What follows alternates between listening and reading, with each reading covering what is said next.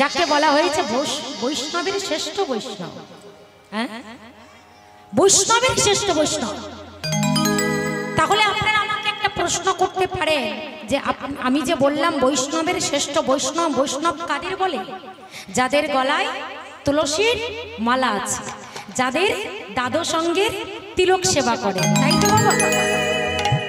তাহলে যাদের অঙ্গে দাদু সঙ্গের তিলক আছে, যাদের গলায় তুলসী কাঠের মালা আছে, তাদেরকে আমরা বৈষ্ণব বলি। তাহলে বলুন তো, ভোলানাথের গলায় কিসের মালা আছে? এই যে মায়েরা, হ্যাঁ, সাপের মালা, আর কিছু নেই। আপনারা কি মালা পরান? শিব চতুর্দশীর দিনে সারা রাত জেগে ঘন ঘন জল ঢালেন উপোস করে। আকন্দ ফুলের মালা, ধুতরার মালা, তাই তো, বৈজি ফুলের মালা।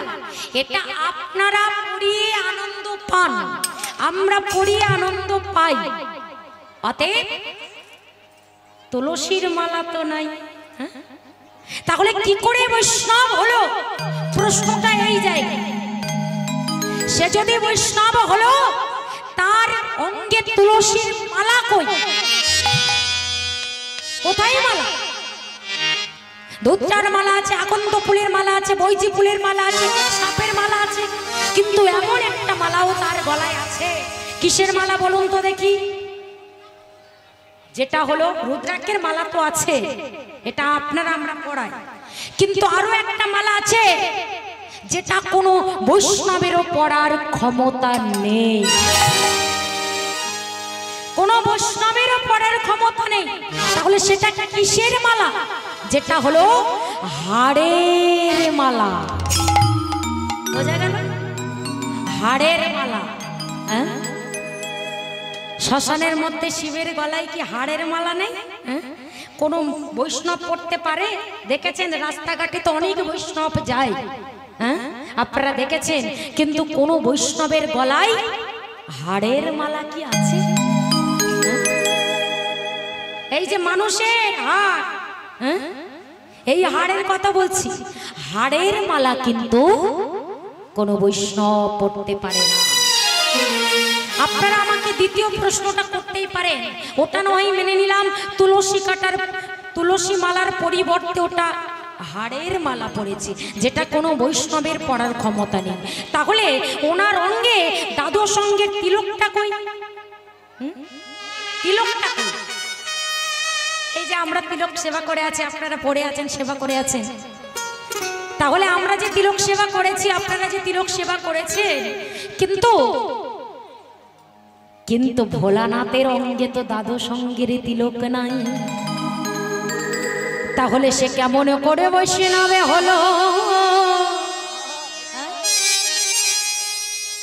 কিন্তু না, ওই যে বললাম শিব ঠাকুর থাকে কোথায়? কৈলাসে, শ্মশানে, তাই তো, শ্মশানে থাকে। শ্মশানের মধ্যে কি মাকে? ছাই, ভস্য মাকে। কোন ছাই? ভাত রান্না করার ছাই, তরকারি রন্ধন করার ছাই। কিসের ছাই? এগো মায়েরা, কিসের? এই যে গল্পটা পরে করবেন, আগে শুনুন। বলুন তো দেখি, গল্প তো অনেকক্ষণ দিয়ে করছেন, পিছনে দেখিনি। এইবার বলুন, ভোলানাথ কিসের ছাই মাকে? তরকারি রান্না করার ছাই, খড়ের ছাই নাকি কয়লার ছাই নাকি ঘুটের ছাই? হ্যাঁ, কোন ছাই? হরে কৃষ্ণ, হরি বল। ভোলানাথ শ্মশানে থাকেন কেন? না, শ্মশানের মধ্যে যদি এই ভারতবর্ষে কেন, সারা পৃথিবীতে যদি হরিনাম বন্ধ হয়ে যায়, কিন্তু শ্মশানের হরিনাম কখনো কোনো দিন বন্ধ হবে না। হবে শ্মশানে না। এইসব হরিবাসর বন্ধ হয়ে গেলে যেতে পারে, যেমন করোনা হয়েছিল, বন্ধ হয়েছিল, কিন্তু শ্মশানের হরিনাম কখনো কোনোদিন বন্ধ হবে না। মানুষ যদি জন্ম নেয়, সেই মানুষের মৃত্যু আছে, মৃত্যু নেই, জন্মালেই মরিতে হবে। তাহলে জন্ম হলেই তার মৃত্যু আছে, আর মানুষ যদি মারা যায় আমাদের হিন্দু সনাতন ধর্মের কি হয়, মানুষ মারা গেলে সেই মৃতদেহটাকে শ্মশানে নিয়ে যাওয়া হয়, আর বলা হয় কি বলা হয়, হরি বল হরি বল হরি বল। কয় হাত কয়, বলো হরি, জোরসে বলবেন, বলো হরি, বলো হরি, হরি বল হরি বল হরি বল ভাই।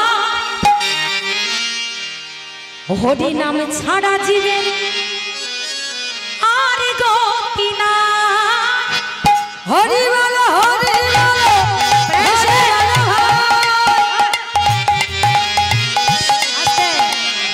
সবাই হাত তুলুন। হরি বল হরি বল হরি বল ভাই। হরি নাম ছাড়া জীবে আর গতি নাই। হরি বল হরি বল হরি বল ভাই। হরি নাম ছাড়া জীবে আর গতি নাই।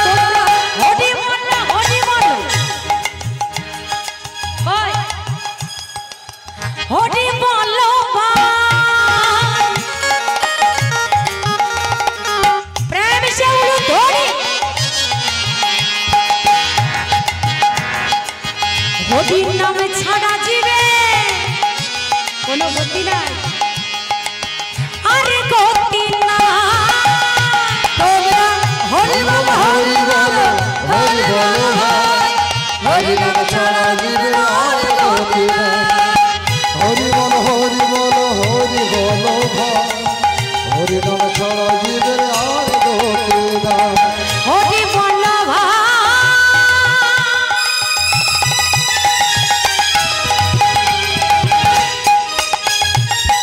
হরি বল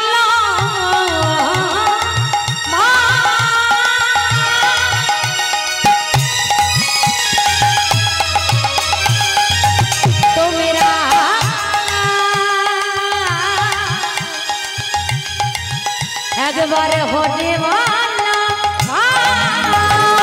হরি বল হরি বল হরি বল ভাই। হরি নাম ছাড়া জীবে আর গতি নাই। হরি বল হরি বল হরি বল ভাই। হরি নাম ছাড়া জীবে আর গতি নাই। হরি বল হরি বল হরি বল ভাই। হরি নাম ছাড়া জীবে আর গতি নাই। তোমরা হরি বল হরি বল হরি বল ভাই। হরি নাম ছাড়া জীবে আর গতি নাই। হরি বল হরি বল হরি বল ভাই। হরি নাম ছাড়া জীবে আর গতি নাই। তোমরা হরি বল হরি বল হরি বল হরি ছাড়া জীবে আর গতি নাই। হরি হরি তাহলে বলো হরি হরি বলো হরি হরি। এই যে কোনো কৃষ্ণ বলা ভক্ত কিংবা হরি বলা ভক্ত যদি শ্মশানের মধ্যে যায়, আর সেই দেহটা যখন পুড়িয়ে ফেলবে ভস্মীভূত ছাই ছাড়া আর কিছু পাবে না। সেই আগুনে পুড়ে যখন ছাই হয়ে যাবে, আর আমার দেবাদিদেব মহেশ্বর আমার পাগল ভোলা ভোলা ভোলা কি করবে? সেই পাগল ভোলা তখন শ্মশানের মধ্যে সেই হরি ভক্তের সেই যে বশীভূত ছাই, কৃষ্ণ ভক্তের যে বশীভূত ছাই, সেই ছাইটা তিনি তিলক মনে করে সর্ব অঙ্গে তিনি ধারণ করে নেয়। বিদায় গৌরী প্রেমানন্দ হরি বল হরি বল হরি। কোন বৈষ্ণব কি পারবে শ্মশানের মধ্যে গিয়ে ওই মানুষের পড়া ছাই মাখতে, মানুষের এই মৃতদেহ পোড়ার ভস্মীভূত ভস্ম মাখতে পারবে? বলো, পারবে না। সেই জন্য শাস্ত্রে বলেছে বৈষ্ণবের শ্রেষ্ঠ বৈষ্ণব হলেন দেবাদিদেব মহাদেব। সেই লক্ষ্য করুন, সেই মহাদেব এই নামকে পাওয়ার জন্য তিনি শ্মশানে আছেন। আর আজকে সেই নামকে পাওয়ার জন্য আপনারা বহু দূর দূরান্তর থেকে, সবাই বাড়ি তো আর এক জায়গা না, বহু দূর দূরান্তর থেকে আপনারা এসেছেন, আমরাও এসেছি। কেন না একটাই কারণে, যেটা হলো কৃষ্ণ চরণ লাভ করার জন্য, কৃষ্ণ ভক্তি পাবার জন্য, কৃষ্ণ নাম স্মরণ করার জন্য, কৃষ্ণের চরণে আশ্রয় নেওয়ার জন্য। নিতাই গৌরী প্রেমানন্দে হরি বল, হরি বল। তাই চলুন আজকের এই হরি নামের আসরে সবাই মিলে একসঙ্গে প্রেম সে গাইব। সবাই দুটি বা উত্তোলন করে বলুন আমার সঙ্গে, প্রেমানন্দে মেতে হরি বলো, হরি নামের বন্যা যে প্রেমানন্দে মেতে হরি বলো, হরি নামের বন্যা যে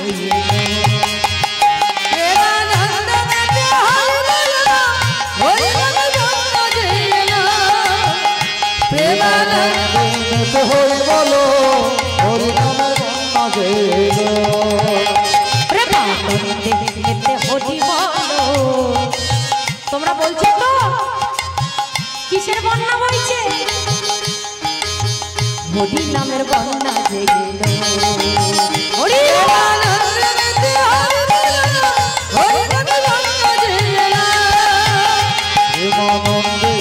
হরি বলো, হরি নামের বন্যা যে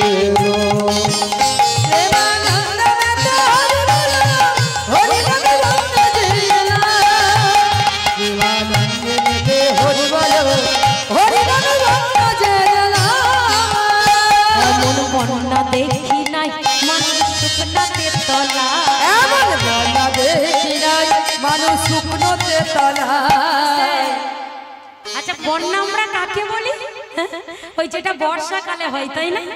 হয়তো ঝড় বৃষ্টি তুফান একেবারে সব ক্ষয়ক্ষতি হয়ে গেল, এদিকে বেশি হয়, সব গেল, ধান গাছগুলো সব গেল গো, আলু গাছগুলো সব আলু গাছ ডুবে গেছে, সব আলু পচে যাবে, সর্বনাশ হয়ে গেল। এ কি হলো? সেটাকে আমরা বন্যা বলি। টিভির মধ্যে দেখতে পাই, খবরে দেখি, পেপারে দেখি, উক জায়গায় ভেসে গেছে, বাঁধ ভেঙে গেছে, কত মানুষ মারা গেছে, কত ঘর বাড়ি তলিয়ে গেছে, তাই না ভাই? কিন্তু এখানে কিসের বন্যা হচ্ছে? এখানে কি জল হচ্ছে না বৃষ্টি হচ্ছে? কি হচ্ছে? কিছুই হচ্ছে না, এখানে নামের বন্যা বইছে, তাই না? হরি বল। তাই বলছে মহাজন, কি বলছে? এমন বন্যা দেখি না মানুষ শুকনাতে তলা, এমন বন্যা দেখি নাই মানুষ শুকনোতে তলায়, বন্যা দেখি নাই মানুষ শুকনোতে তলায়, বন্যা দেখি আবার ডুবলো নদের পুরুষ নারী জাতের বিচার না, আবার ডুবলো নদের জাতের বিচার না। সনাতন ধর্ম এমন একটা ধর্ম, যে ধর্মে সবাই হরিনাম গাইতে পারে, কোনো জাতের বিচার নেই। কে ছোট জাত, কে চন্ডাল, কে মুচি, এসব কোনো জাতের বিচার নেই। কে ব্রাহ্মণ, কোনো জাতের বিচার নাই। তাই বলছে, কি বলছে গো? এমন বন্যা দেখি নাই মানুষ শুকনাতে তলা, বন্যা দেখি নাই মানুষ শুকনোতে তলায়, এমন বন্যা দেখি নাই মানুষ শুকনাতে তলা, এমন বন্যা দেখি নাই মানুষ শুকনোতে তলায়, আবার ডুবলো নদের পুরুষ নারী জাতের বিচার না, ডুবলো নদের পুরুষ নারী যাদের বিচার না, ডুবলো নদের পুরুষ নারী জাতের বিচার নাই। প্রেমানন্দে মেতে হরি বলো, হরি নামের বন্যা যে এলো, প্রেম সে হরি বলো, হরি নামে বন্যা যে এলো, প্রেমানন্দে মেতে হরি বলো, হরি নামের বন্যা যে ঠাকুর হরিদাস, যে 22 বাজারের বেচরা গান সহ্য করেছে, সেই হরিদাসের কথা বলছে। ঠাকুর হরিদাস সে কাজীর ছেলে, সেইও বুঝি ডুবে গেল, ঠাকুর হরিদাস, ঠাকুর হরিদাস যে কাজের ছেলে সেও বুঝি ডুবে গেল, ঠাকুর হরিদাস সে কাজীর ছেলে সেও বুঝি ডুবে গেল ঠাকুর হরিদাস সে কাজীর ছেলে সবই ডুবে গেল হরি নামে বন্যা যে এলো প্রেমানন্দে মেতে হরি বলো হরি নামে বন্যা যে এলো প্রেমানন্দে মেতে হরি নিতাই গৌর হরি বল প্রেমানন্দে মেতে হরি বলো হরি নামে বন্যা যে এলো প্রেমানন্দে মেতে হরি বলো হরি নামে বন্যা যে এলো। হরে কৃষ্ণ হরি বল। তাই প্রেমের ঠাকুর চৈতন্য মহাপ্রভু যিনি কলিযুগের ভগবান, যার অন্তে কৃষ্ণ বাইরে গৌর, সেই রাধা কৃষ্ণের মিলিত তেন গৌর সুন্দর আমার কলিযুগে নদিয়া নবদ্বীপের মাটিতে শ্রী শচী সিন্ধু গর্ভ মাঝে তিনি জন্মগ্রহণ করে বললেন, ওরে কলির চৈতন্য জীব, একবার তোমরা জাগো, আর ঘুমিয়ে থেকো না তোমরা, একবার নয়ন মেলে তাকিয়ে দেখো, শুধু তাকালে হবে না, একবার হরি নাম করো, হরি নাম ছাড়া যে আর কেহ নাই। তাই আজকের গৌরাঙ্গ মহাপ্রভু তার পারিষদ বর্গকে সঙ্গে নিয়ে তিনি কি করলেন, ওই সুরধ্বনি গঙ্গার তীর ধরে চলেছে, তিনি অগণিত ভক্তগণকে সঙ্গে নিয়ে যাচ্ছে। কেমন ভাবে চলেছেন মহাপ্রভু তার পারিষদ বর্গকে সঙ্গে নিয়ে। আর পারিষদ বর্গরা সবাই বলছে, ওই দেখো দেখো হোসে গোলকে হরি গৌর হরি রূপে এসেছে নদিয়া,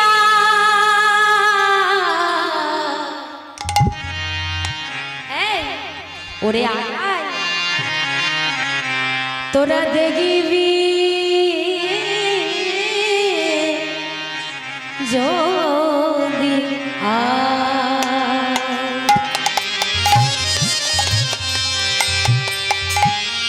ও সেগুলোকে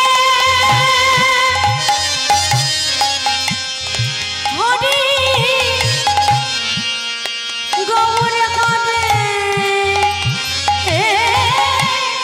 রূপে, ও সেগুলোকে হরি গৌর হবে রূপে এসেছে নদিয়া। আরে আয়া দেখবি যদি তোরা আইসা বলে জগৎ আসি, দেখবি যদিয়া তোরা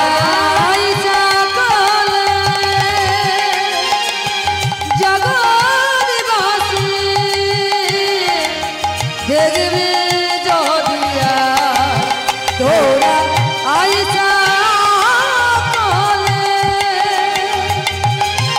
জগৎবাসী, দেখবি যদিয়া আজে তাদেরও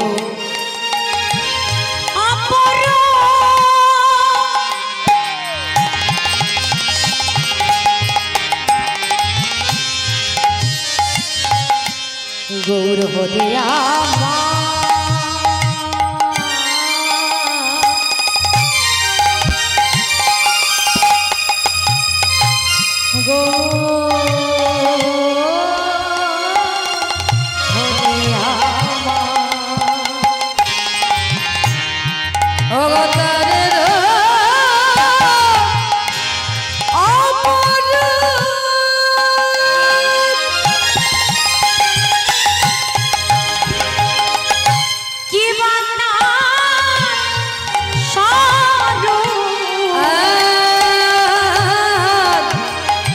অবতারের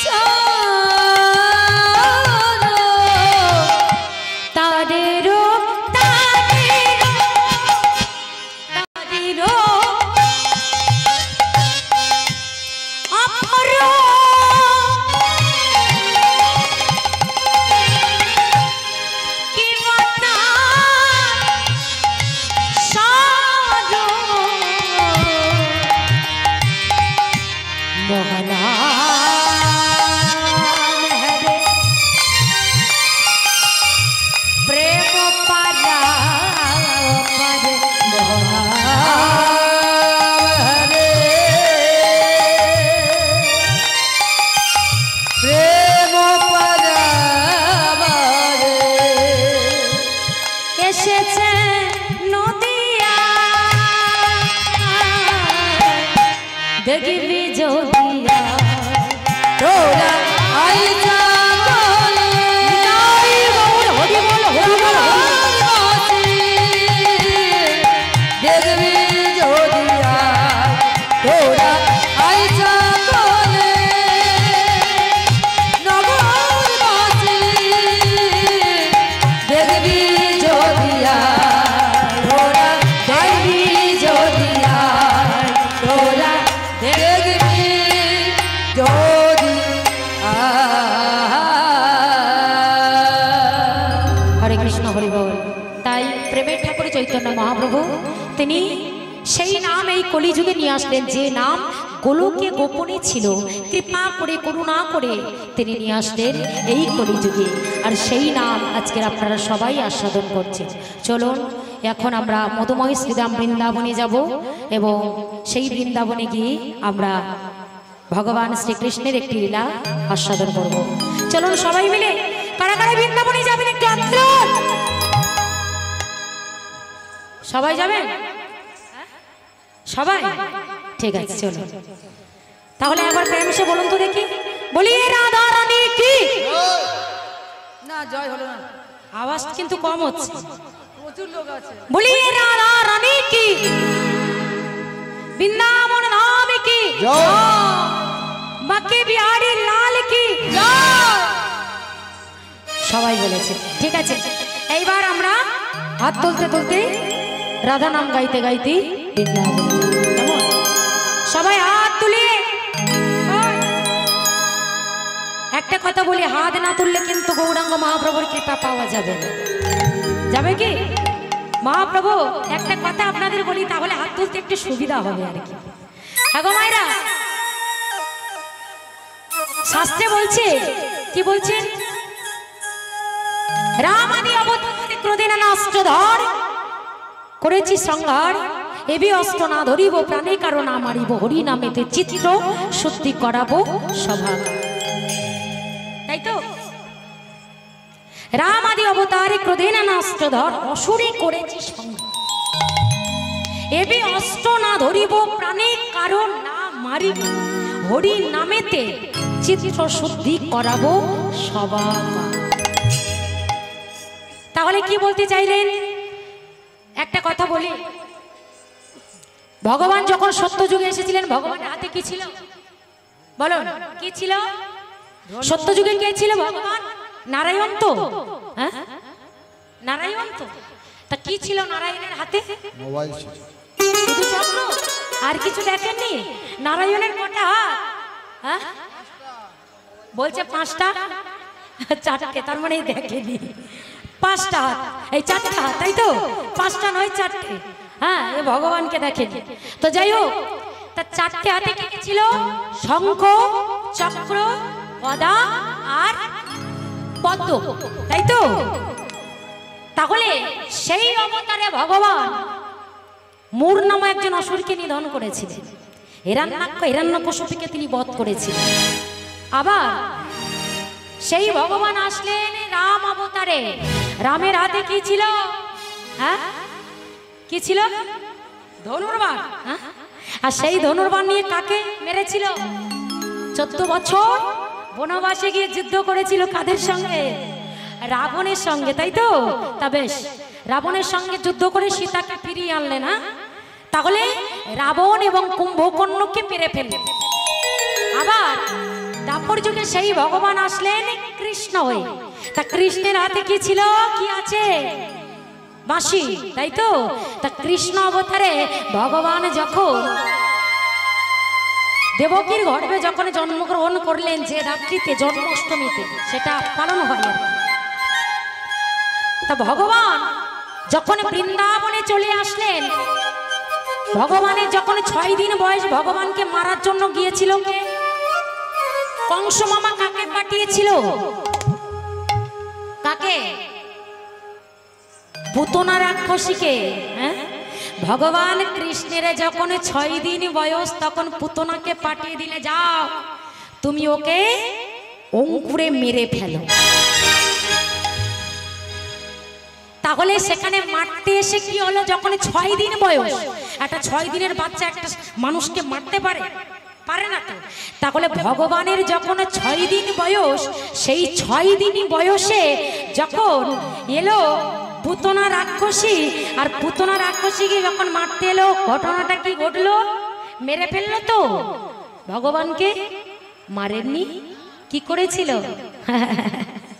মারতে পারেননি। ভগবানকে মারা অত সহজ?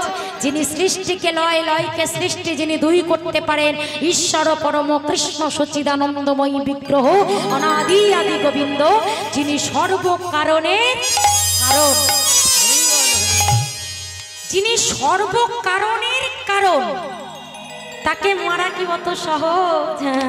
যখন মারতে গেলেন, কত বড় উৎসব হচ্ছে, সেই নন্দালয় থেকে যখন গোপালকে ওই আকাশপথ থেকে যখন পুতনা রাক্ষসী নিয়ে চলে গেল, আর বৃন্দাবনের মাঠে প্রকট রাক্ষসের মূর্তি ধারণ করে এইবার তো বলছে, আজ তোর একদিন কি আমার একদিন। খুব বড় বড় হাসি হচ্ছে, তাই না? দেখাচ্ছি মজা তো। ভগবান তখন অমনি বলে উঠলেন, মাসিমা আমাকে মারবে? দেখো, আমাকে মারতে গিয়ে যেন নিজেই মরে যেও। আরে খুব বড় বড় কথা বেরোচ্ছে, তাই না রে? তুই জানিস আমাকে দেখতে দেখেছিস তো? একেবারে 10 ইঞ্চি দাঁত, হ্যাঁ, ছোট্ট শিশু তো তুই, একেবারে টপাস করে ধরবো আর গিলে নেবো, জানিস তো? কিন্তু তোকে এমন করে মারবো। আরে একবার যদি তোকে স্তনদুগ্ধ পান করায়, তুই বলো হরি হরি বল হয়ে যাবে। তখন যাই, তুই আমাকে মাসিমা বললি কেন? বলে এই যে দেখো, এই তো একটু আগে আমাকে দেখতে আসে, বললে মাকে বললে, ও দিদি একটু জল দাও তো, একটু জল খাবো। তোমার ছেলেটাকে সেই গোকুল থেকে এখানে, সেই যে মথুরা থেকে এখানে দেখতে এসেছি, গোকুল বৃন্দাবনে। তা বলে, দিদি তুমি আমার ছেলেটাকে যখন দেখতে এসেছো ঝড় বৃষ্টির সময়, ভালো করে কাছে গিয়ে দেখো, আর আমি তোমার জন্য জল মিষ্টি নিয়ে আসি। আর যেই জল মিষ্টি আনতে গেছে, অমনি তুমি আমাকে নিয়ে চলে এলে চুরি করে। তা আমার মাকে যদি তুমি দিদি বলো, তাহলে মা যদি তোমার দিদি হলো, তাহলে মায়ের মনে কি হবে ঠাকুমা?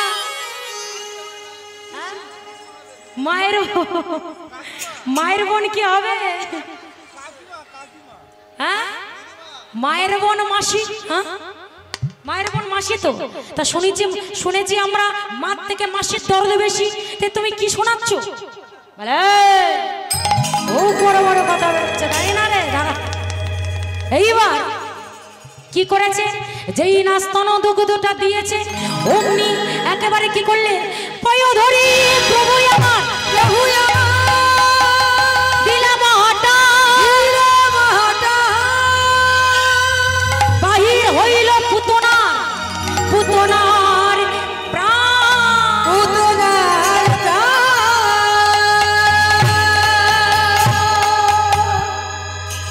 এমন মহা টান দিয়েছে, স্তনদুগ্ধর সঙ্গে সঙ্গে তার প্রাণটাও বেরিয়ে গেছে। তাহলে ভাবো, হ্যাঁ, এইবার যেই না প্রাণটা বেরিয়ে গেছে, অত বড় একটা দেহ, প্রকট রাক্ষসের মূর্তি দেহ, সেই দেহটা তারাম করে পড়েছে। সবাই এসে হাজির হয়ে গেছে। এত বড় শব্দ, আওয়াজটা হলো কোথা থেকে? গিয়ে দেখলেন ছোট্ট গোপাল, তিনি বসে আছে, পুতনা রাক্ষসীর বুকের উপর বসে আছে। প্রলয় সৃষ্টি তব পুতুল খেলা, নিরজনে প্রভু নিরজনে ভেবেছ এ বিশ্বলয়ে বিরাট শিশু, আনমনে ফেলিছ প্রলয় সৃষ্টি তব পুতুল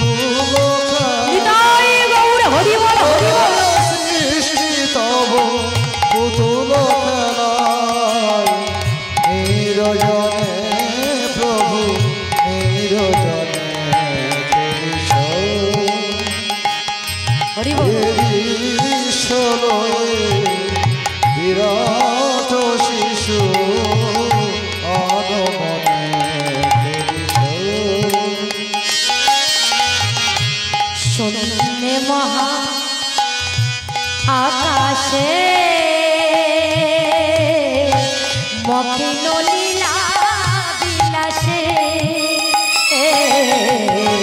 শূন্যে মহা আকাশে তুমি শূন্য মহাকাশে মগেন লীলা বিলাসে ভাঙিছ গদিছ ক্ষণে ক্ষণে আমি চমরিছ নীতি ক্ষণে ক্ষণে ভাঙিছ গড়িছ নীতি। অতএব আমরা যেমন একটা যখন দুর্গা ঠাকুর ওঠে আমরা কি করি বাবা, আমরা দুর্গা ঠাকুরের সিজনে যখন দুর্গা প্রতিমা ভালো করে সুন্দর করে কত লাখ লাখ কোটি কোটি টাকা খরচা করে প্রতিমাটাকে সুন্দর করে সাজিয়ে 5 দিন পর বিজয় দশমীর দিন আমরা অত সুন্দর প্রতিমাটাকে আমরা বিসর্জন করে দিই। আবার পরের বার যখন আসে তখন আমরা আবার মূর্তিটাকে সুন্দর করে গড়ি, আবার পুজো হয়। ঠিক তদ্রুপ আমরা করি মাটির প্রতিমা নিয়ে খেলা করি, মাটির প্রতিমা নিয়ে আমরা পুজো করি তুলি, কিন্তু আর ভগবান এই রক্তে মাংসের এই পুতুল আপনাদের আমাদের মতো এই যে মানব দেহ, তিনি কখনো গড়ছে কখনো ভাঙছে, কখনো গড়ছে কখনো ভাঙছে। ওই যে প্রথমেই বললাম জন্ম হলেই তার মৃত্যু আছে, তার মানে ওনার যখন ইচ্ছে হবে তখন উনি ভেঙে ফেলবেন, ওনার যখন ইচ্ছে হবে উনি তখন গড়বেন। তাই বলছে ভাঙিছ গদিছ তুমি আপন শনে, ভাঙিছ গদিছ তুমি আপন শনে, নিরজনে প্রভু নিরজনে খেলিছ ঈশ্বর বিরাট শিশু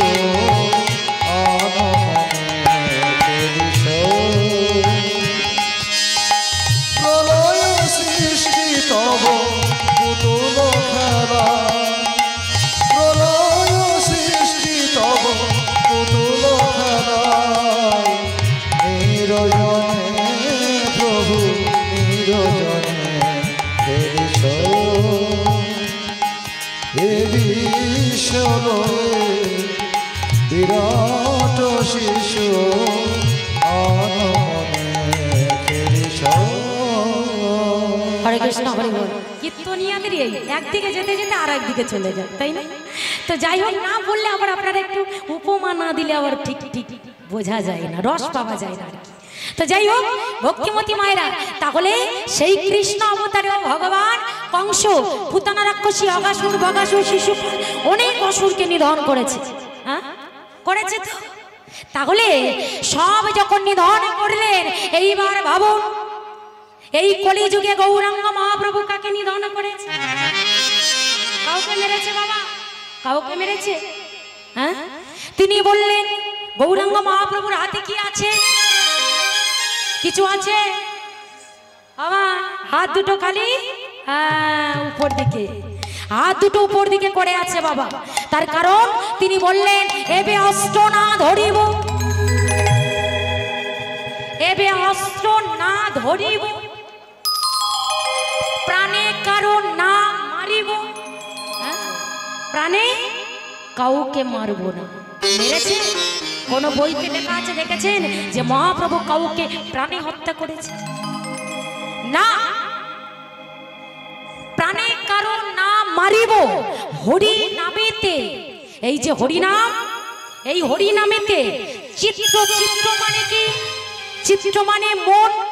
এই মনটাকে, মনের মধ্যে যেমন কাম ক্রোধ লোভ মোহ মদ মাৎসর্য এগুলিকে পরিষ্কার করলে সেখানে দেখতে পাবেন রাধা কৃষ্ণের মিলিত দেহ গৌর হরির দেহ। আর তাই বললেন চিত্তগুলিকে আমি পরিষ্কার করে এই সেই চিত্তের মধ্যে হরি নাম সভাকার মানে সকলকার চিত্তে মানে সকলকার হৃদয়ে আমি বিতরণ করে যাব।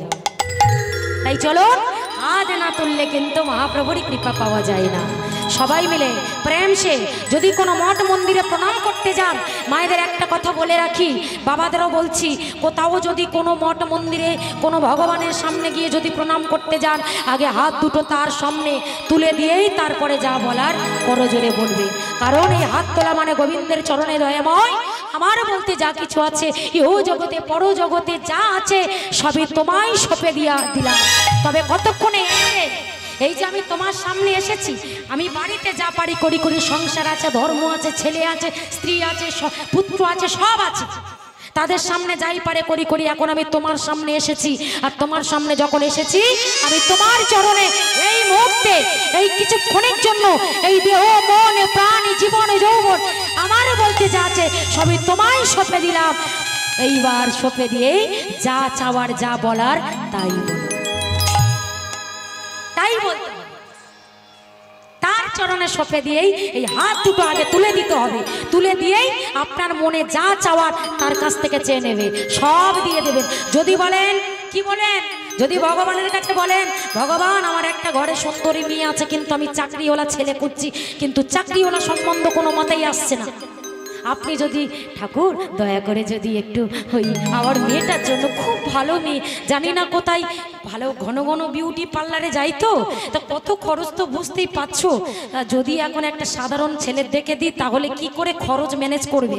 তাই যদি একটা চাকরিওয়ালা হয়, যদি হয় তাহলে ঠাকুরের কাছে গিয়ে বললাম, তবে যদি চাকরিওয়ালা ছেলে হয়, এই হরিবাসরে বসে সারা রাত ধরে যদি হরিনাম হয়, হরিনাম শুনবো, সারা রাত যদি হরিনাম হয়, ঠান্ডায় আমি হরিনাম শুনবো।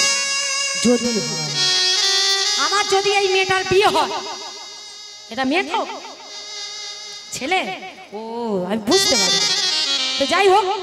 তাহলে আরো বললেন, আর একজন এসে বলছে, দয়াময় আমার পাশের বাড়ি 5 তালা বেঁধেছে, আমি ওর থেকে আরো 1 তালা ডবল করতে চাই। সর্বনাশ, আরে 5 তালা বেঁধেছে, তা 5 তালা চা সমানে সমানে হোক। বলে না, সমানে সমানে নয়, ওকে তো দেখাতে হবে, দেখ আমিও তোর থেকে 1 তালা বড় আছি। বলে যদি হয়, হ্যাঁ গো মা, এইবার মানে হিংসার মতো জিনিস আর আছে নাকি? তা এইবার কি করেছে, বলে যদি ওই 5 তালার জায়গায় 6 তালা হয়, তাহলে কি করব, কি করব জানো? তাহলে তোমার নাম গুণগান গাইব, আর যদি না হয় তাহলে গাইব। তাহলে ভগবান বললে চিন্তা করিস না, ওটা হয়ে যাবে, তোর মেয়ের বিয়েও হয়ে যাবে, আর ওদিকে তোর ঘর বাড়ি 6 তালা, তো আরে 7 তালা করে দিলাম যা। কিন্তু কোন ভক্ত যদি ভগবানের কাছে বলে, দয়াময় দয়াময় ওগো লীলাময়, ওগো লীলাময়, আমি সারা জীবন তোমার নামে করব, তোমার কৃষ্ণ কথা শ্রবণ করব, তোমার হরি কথা শ্রবণ করব, কিন্তু বিনিময়ে আমি টাকা পয়সা চাই না, আমি ঘর বাড়িও চাই না, শুধু বিনিময়ে যদি তোমার কৃষ্ণ প্রেমে ভক্তিটা তুমি আমায় দাও, শুধু কৃপা করে তুমি যদি আমার একটু ভক্তি দাও। ভগবানে তাড়াতাড়ি সরে গেলেন, না না, এটা আমি দিতে পারবো না, এই ভক্তি আমি দিতে পারবো না, এই ভক্তি একমাত্র আমার নিজের